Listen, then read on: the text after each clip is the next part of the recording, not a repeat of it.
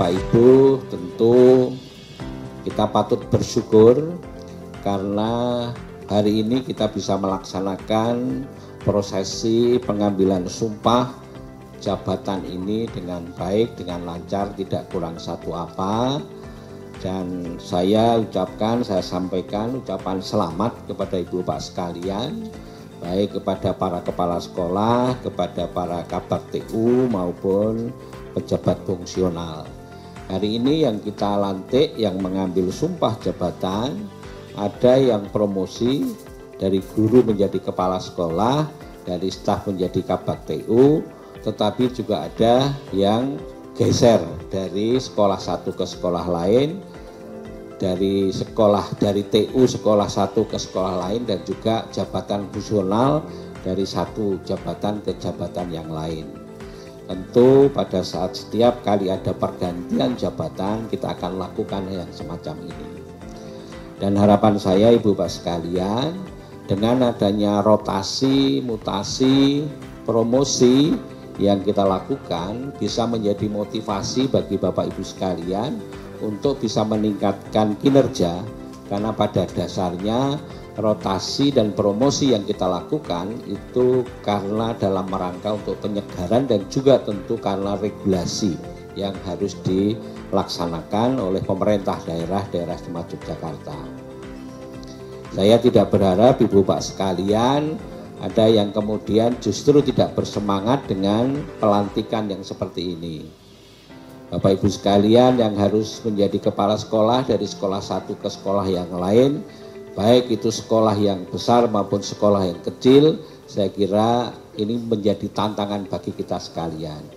Bagi Ibu Bapak sekalian yang berpindah dari sekolah yang muridnya banyak, berpindah ke sekolah yang muridnya lebih sedikit, harapan saya Ibu Bapak sekalian tetap punya semangat untuk memperbaiki sekolah dengan segala kompetensi yang Bapak Ibu sekalian dapatkan.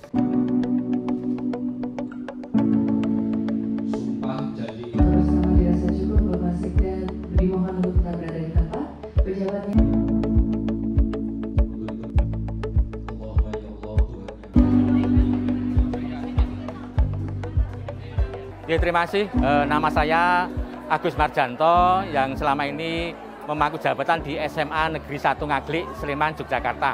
Nah, berdasarkan pelantikan yang baru saja, saya dimutasi ke SMA Negeri 1 Ngemplak. Patut disyukuri karena terus terang SMA Negeri 1 Ngemplak itu bertempat hanya 1 kilo dari rumah saya, sehingga dekat sekali untuk saya bekerja di SMA Negeri 1 Ngemplak. Kemudian saya tidak menyangka kalau didekatkan, tapi saya juga mengakui karena saya adalah kepala sekolah yang sudah paling lama belum dimutasi, sudah 4,5 tahun di SMA Negeri 1 Ngaglik, sehingga kalau kemarin sore saya mendapat undangan untuk pelantikan, dalam tanda kutip saya tidak kaget. Dan juga perlu diketahui masa kerja saya tinggal 16 bulan lagi persis, karena 1 Juni 2024 saya sudah memasuki masa purna. Nah, dan hari ini atau tepatnya besok pagi itu saya sudah mengabdi sebagai ASN atau PNS selama 38 tahun persis. 38 tahun persis karena saya menjadi ASN atau CPNS dulu itu mulai 1 Februari tahun 1985.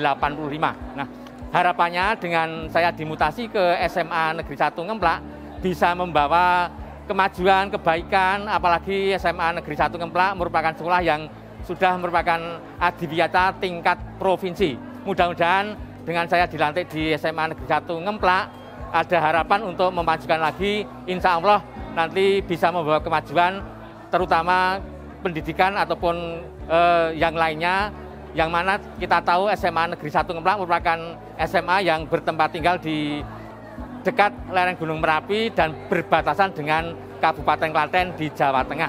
Inilah yang bisa saya sampaikan. Sekali lagi saya mengucapkan terima kasih pada dalam hal ini pemerintah daerah istimewa Yogyakarta yang telah melantik saya untuk menjadi atau memimpin SMA Negeri 1 Ngemplak. Sekali lagi dengan harapan mudah-mudahan dengan dimutasi ke SMA Negeri 1 Ngemplak bisa menjadikan lebih majunya kinerja saya dan membuat inovasi yang lebih bagus lagi untuk SMA Negeri 1 Ngemplak seperti tadi yang sudah disampaikan Bapak Sekda DIY, Bapak Kadarmanto Batokoro Aji.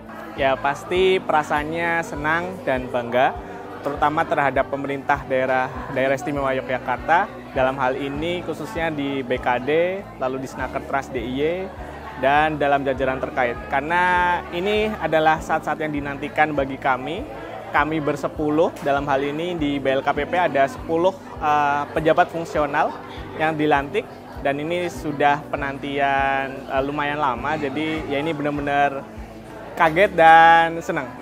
Kalau dulu sebelum dilantik jabatannya calon instruktur terampil, nah ini setelah dilantik jadi instruktur terampil, dan penempatannya kami di BLKPP.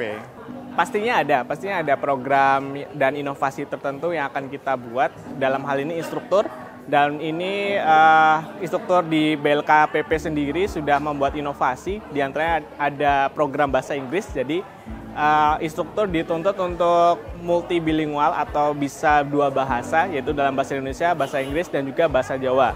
Lalu yang selanjutnya yaitu tentang dokumen atau etika profesi jabatan instruktur, itu kita junjung sebagai semestinya.